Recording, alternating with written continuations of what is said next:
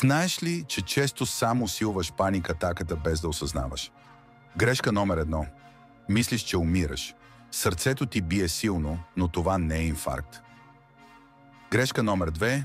Бързо дишане. Хипервентилацията прави замайването и страха още по-лоши. Грешка номер 3. Google в паника. Всяко изречение изглежда като смъртна диагноза. Грешка номер 4.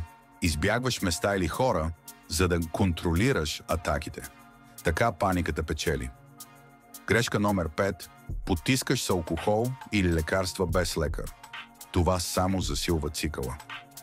Истината. Паник-атаката е плашеща, но не е смъртоносна. Колкото повече разбираш тялото си, толкова по-малко власт има тя. А ти, коя от тези грешки си правил? Харесай, коментирай и сподели, за да помогнеш и на приятел, който се бори със същото. Ламата ще ти помогне да се справиш.